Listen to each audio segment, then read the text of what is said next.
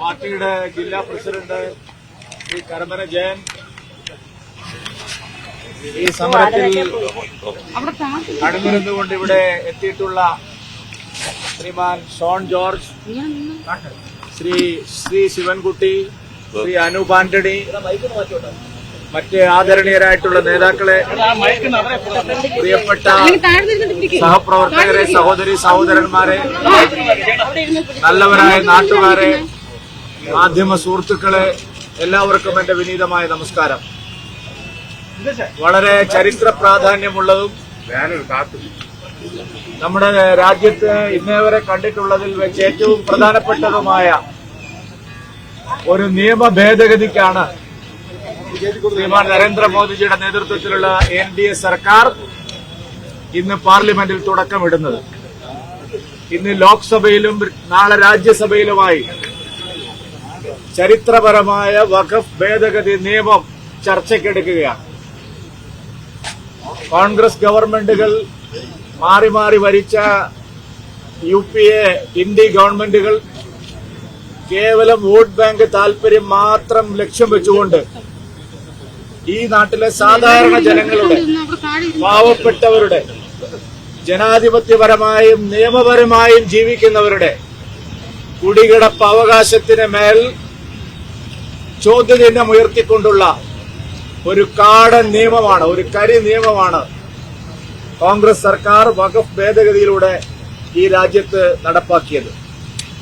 Bharatiya Janata party അന്നു മുതൽക്ക് തന്നെ ഈ വഖഫിന്റെ കരിനിയമത്തിനെതിരായി, വഖഫിന്റെ അധിനിവേശത്തിനെതിരായി രാഷ്ട്രീയ നിലപാട് സ്വീകരിച്ചിട്ടുണ്ട്.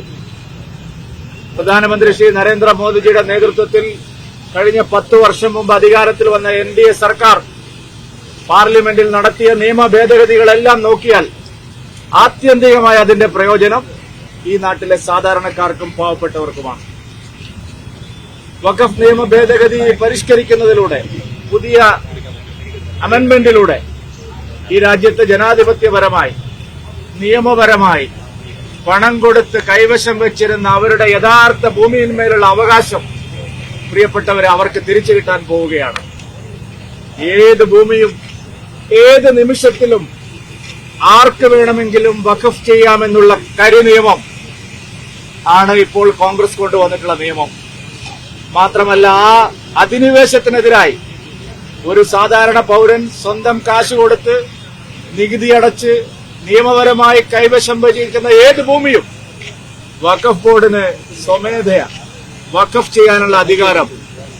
മാത്രമല്ല, നമ്മുടെ രാജ്യത്തിന്റെ നിയമചരിത്രത്തിൽ ഇന്നേ വരെ കേട്ടിട്ടില്ലാത്ത വിധം അങ്ങനെ ഒരു ഭൂമി അന്യാധീനമായി കൈവശപ്പെടുത്തിയാൽ നിലവിലുള്ള നിയമം അനുസരിച്ച് അതിനെ ചോദ്യം ചെയ്യാൻ, അതിനൊരു ലിറ്റിഗേഷൻ പോവാൻ, നമ്മുടെ നീതിന്യായ കോടതികളെ സമീപിക്കാൻ പോലുള്ള അവകാശം ഇവിടുത്തെ പാവപ്പെട്ടവനില്ല. അത് വഖഫിന്റെ ട്രിബ്യൂണലിൽ മാത്രമാണ്, അവർ നിയമിക്കുന്ന ജഡ്ജിമാരുടെയും അഭിഭാഷകരുടെയും സാന്നിധ്യത്തിൽ മാത്രമാണ് ചർച്ച ചെയ്യുന്നത്. ഇങ്ങനെ ഒരു കരിനിയമം ഇന്ത്യ ചരിത്രത്തിൽ ഇന്നേ വരെ ആരും കണ്ടിട്ടില്ല. ഈ നിയമ ഭേദഗതി ഏതെങ്കിലും ഒരു മതത്തിനെതിരായിട്ടുള്ളതല്ല. ഈ നിയമ ഭേദഗതി ഈ നാട്ടിലെ എല്ലാ പാവപ്പെട്ടവർക്കും വേണ്ടിയുള്ളത്.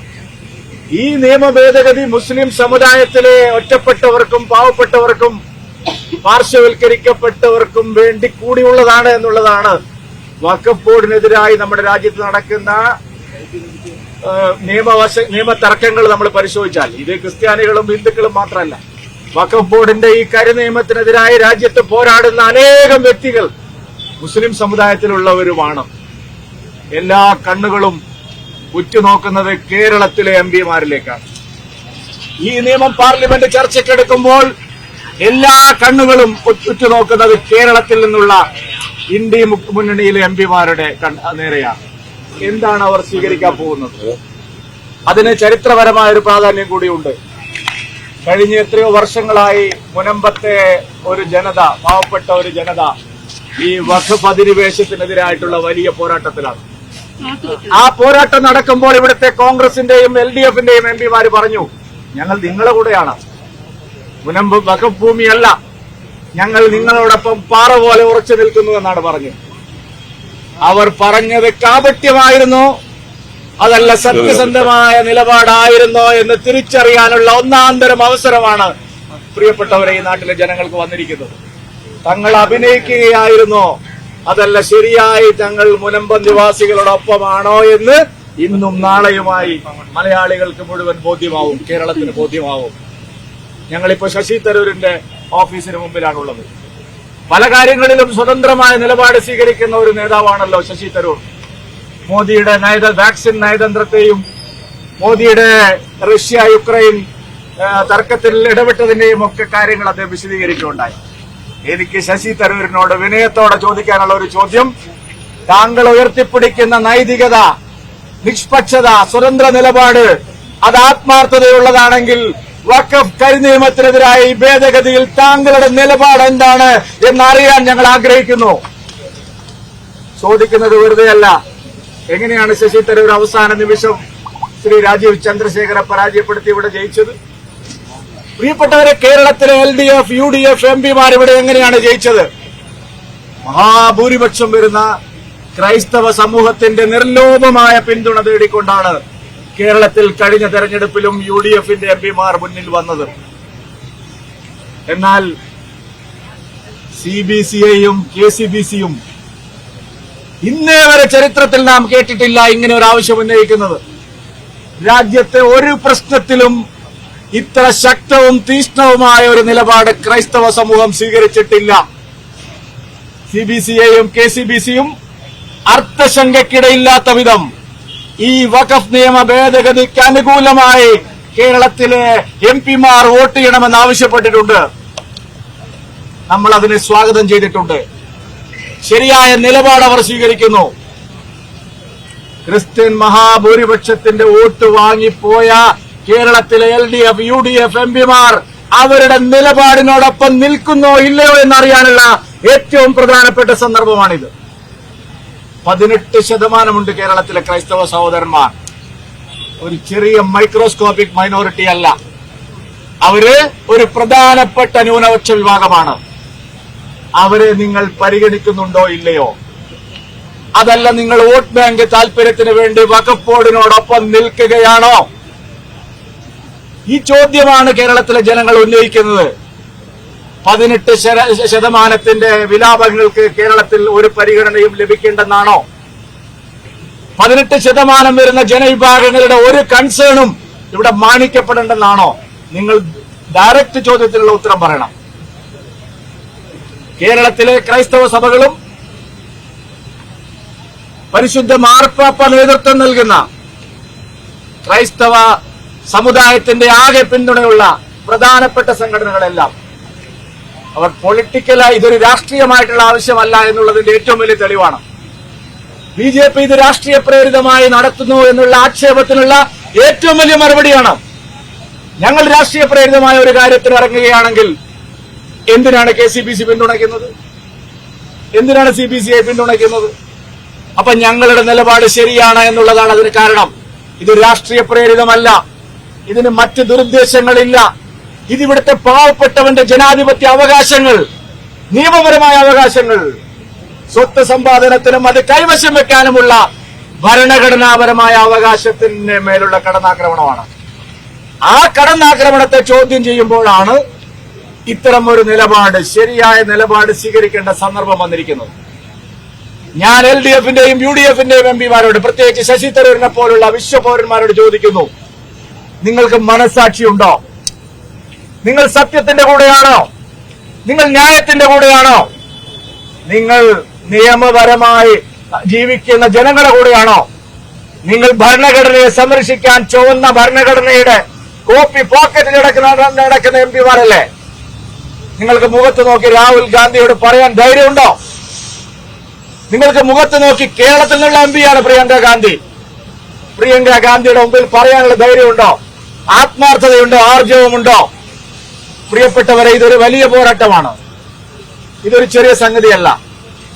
ഇവിടെ ന്യായത്തിന്റെ ഭാഗത്ത് ആര് നിൽക്കുന്നു? ശരിയോടൊപ്പം ആര് നിൽക്കുന്നു? വസ്തുതകളോടൊപ്പം ആര് നിൽക്കുന്നു? വർഗീയതയോടൊപ്പം ആര് നിൽക്കുന്നു എന്ന് തിരിച്ചറിയാനുള്ള ഒന്നാം തരം സന്ദർഭമാണ്. ഞങ്ങൾ ആദ്യം മുതലേ ശരിയായ നിലപാടെടുക്കും. മുനമ്പത്തായാലും വഖഫ് അധിനിവേശം നേരിടുന്ന എവിടെയായാലും ഞങ്ങൾ ശരിയായ നിലപാടെടുക്കും. പക്ഷെ IB ഈഡനും കോൺഗ്രസ് എംപിമാരും ആ മുനമ്പം ജനതയെ കാലാകാലം വഞ്ചിച്ചു. ഞങ്ങൾ നിങ്ങളോടൊപ്പമാണെന്ന് പറഞ്ഞ് അവരെ കബളിപ്പിച്ചു. വി.ഡി. സതീശനും സുധാകരനും പാണക്കാട് തങ്ങളും എല്ലാം മുനമ്പം സമരഭൂമിയിലെ ആൾക്കാരെ വിളിച്ചു വരുത്തി ചർച്ച ചെയ്തല്ലോ. എന്താ പരിഹാരം? കേരള ഗവൺമെന്റ് അവരെ വഞ്ചിക്കാൻ വേണ്ടി ഒരു ജുഡീഷ്യൽ കമ്മീഷനെ വെച്ചു. ഹൈക്കോടതി അത് തള്ളിക്കളഞ്ഞു. അപ്പോൾ ഒരു ജുഡീഷ്യൽ കമ്മീഷന് പരിഹരിക്കാനാവില്ല.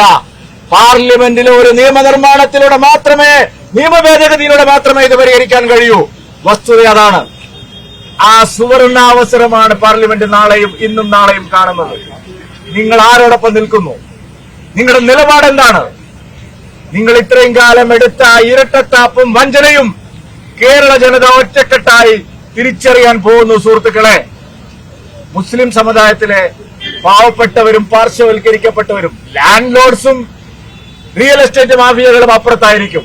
പക്ഷേ 2 സെന്റും 3 സെന്റും 5 സെന്റും കൈവശം വെക്കുന്ന പാവപ്പെട്ട മുസ്ലിങ്ങളും ഈ സമരത്തിൽ ഞങ്ങളോടൊപ്പമാണ്. അതുകൊണ്ട് ശരി തിരിച്ചറിഞ്ഞ് കേരളത്തിലെ എംപിമാർ മറ്റ് രാഷ്ട്രീയ വൈരമെല്ലാം മാറ്റിവെച്ച് ഈ നിയമ ഭേദഗതിക്ക് അനുകൂലമായി കൈ ഉയർത്തണം എന്ന് ഭാരതീയ ജനതാ പാർട്ടി ആവശ്യപ്പെടുകയാണ്. നിങ്ങൾ കൈ ഉയർത്തണം.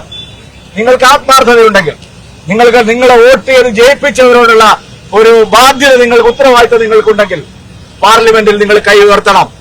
ഇല്ലെങ്കിൽ നിങ്ങളെ ചരിത്രം രേഖപ്പെടുത്താൻ പോകുന്നത് ഏറ്റവും വലിയ കരിങ്കാലികളും വഞ്ചകരുമായിട്ടായിരിക്കും എന്നുള്ള കാര്യത്തിൽ സംശയമില്ല. കേരളത്തിലെ എംപിമാർ കരിങ്കാലികളും വഞ്ചകരുമാകണമോ, അതല്ല ന്യായത്തോടൊപ്പം നിൽക്കണമോ എന്നുള്ള സുപ്രധാനമായ ചോദ്യമാണ് ഞങ്ങൾ ഉന്നയിക്കുന്നത്.